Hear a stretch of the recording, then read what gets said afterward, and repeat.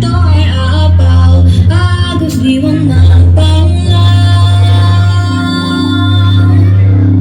Kapag nalatang araw, lungkot mo ay papalahaw. Kapag lumuha ang buwan, kadiliman ay gagapaw.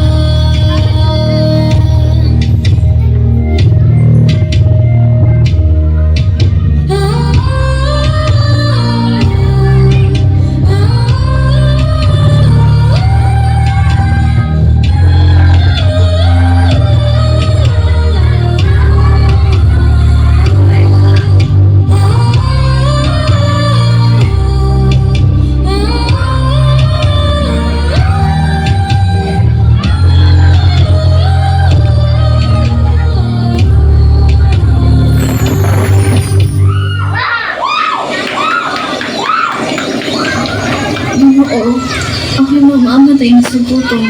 Meron po ba kayong pagkain na maibibigay? Oo, Manghin, wala. Ito na ba ang kayo na maibibigay mo?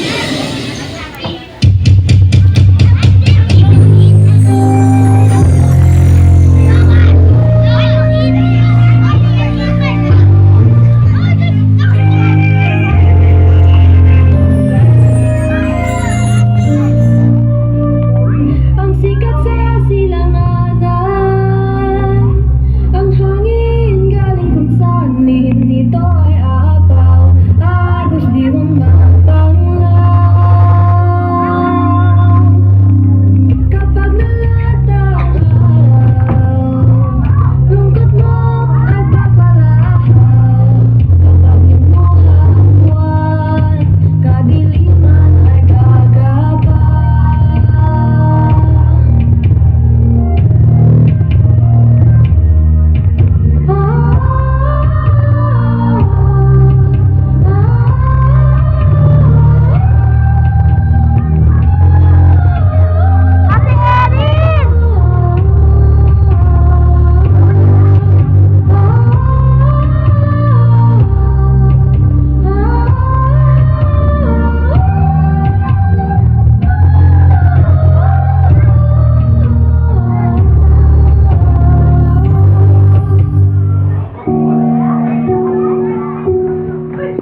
Ina, nais ko pumaling ang aking ama.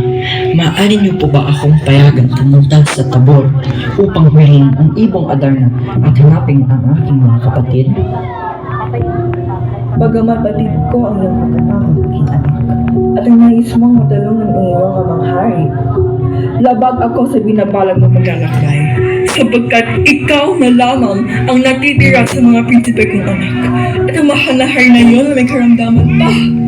Paano na lamang ang mangyayari sa ating kaharian kung may mangyaring masama sa iyo? Hindi ko yata makakayanan kung pati ikaw ay hindi na rin makakauwi, kagaya na lamang ng iyong mga kapatid. Kaya, nakikiusap ako. Utos na lang natin ang mga magigiting mating sundalo upang sila ang maghanap sa ibang Adarna. Anak, makinig ka sa akin dahil ako ang iyong hinang reyna. Ngunit, ina, kung makita kang ganyan ay mas mahirap para sa akin. Patawarin niyo ako, ngunit kung hindi niyo ako papayagan, ako ay aalis na lamang ng labag sa iyong kalooban. Sige anak, matagumpay ka nawa.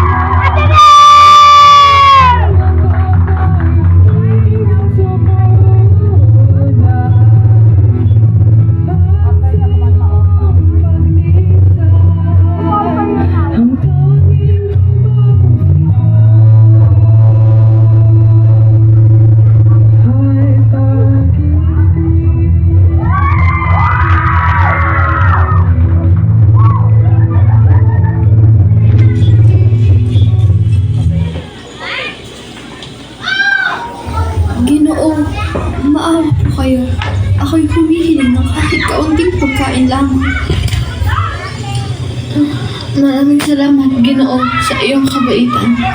Ano pa po ba ang iyong pakalap? Baka maaari kang maiwan? Ang aking ina ay may sakit, at ang tanging lunas ay ang awit ng ibong Adamo. Nauna na ang dalawa kong kuya, ngunit 3 taon na noong sila ay lumisan. Ginoo, mahirap ang iyong bala. Ngunit maaari ko kayong tulungan. Pagdating ninyo sa bundok, ay makikita kayo sa puno. Huwag kayong tumililan. Ulo lamang kayo sa ibaba at ay makikita kang kubo. At saan nakatulog ang isang tao na nagbibigay sa inyong gaban upang mahulog kayo. Mahaba ko po ang paglalang kayo. Kaya kung natulog. Nagbibiro ka ba? Ibinigay ko na yan sa'yo. Ngunit, mas kailangan niyo ito.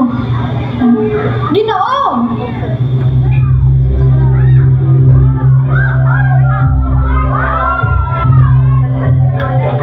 Ako ba'y nananabik?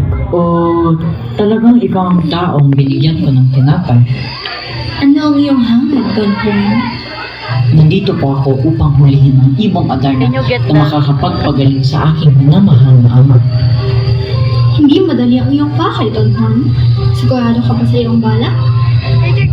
Natiis ko po ang gutom, pagod at puyat sa paglalakbay. Desididong-desidido po ako sa aking pakay. Kung ganoon, ganito ang gagawin mo. Sa Piedras Platas, naninirahan ng iyong Adarna. Dumarating ito tuwing hating gabi. Pagdapo nito, magsisimula itong umawit. Ang awit nito ay nakakaantok, kaya't iwasan mong makatulog, Don Juan. Heto ang labaha at daya. Tuwing naantukin ka, hiwain mo ang iyong palat at patakan ito ng daya. Tiyak ay mawawala ang iyong atok. Itong awit ang kakantahin nito at itong beses ay magpapalit ng balahibo. Pagkatapos itong umawit, ito ay magbabawas. Iwasan mo mga patakan, Don Juan. Pagkatapos nito, ang ibon ay matutulog. Itali mo siya gamit ito.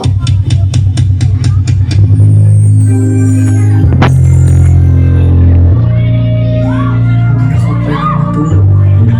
Kailangan ko siyang hulihin.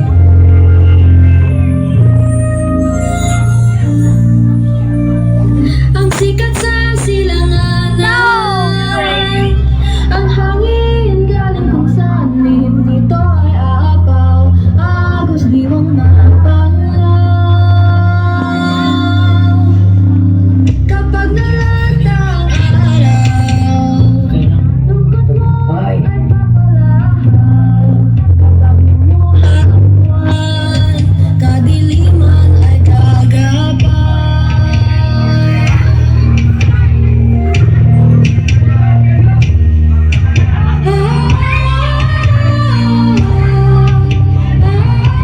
Hindi ako pwedeng magpatalo sa ato. Isang awit pa. Magpapalit ng balahibo.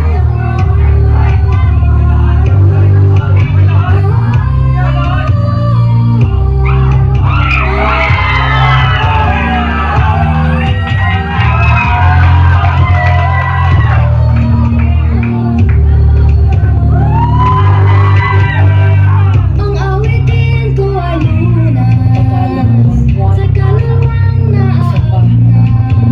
Malapit Ang na. tinig ko ay ang lakas noon at sa hanggang wakas.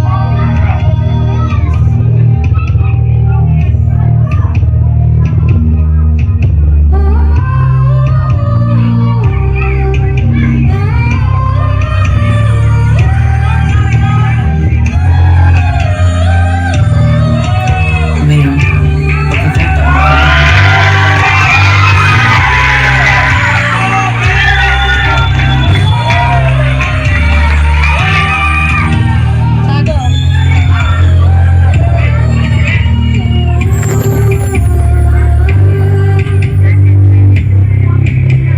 Nakuha ko na siya!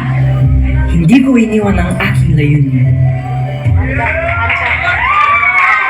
Magaling, Don Juan. Maaari mo bang kunin ang palayok na iyon?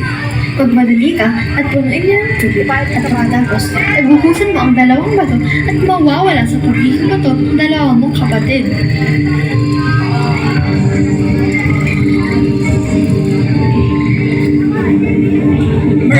Salamat, kapatid.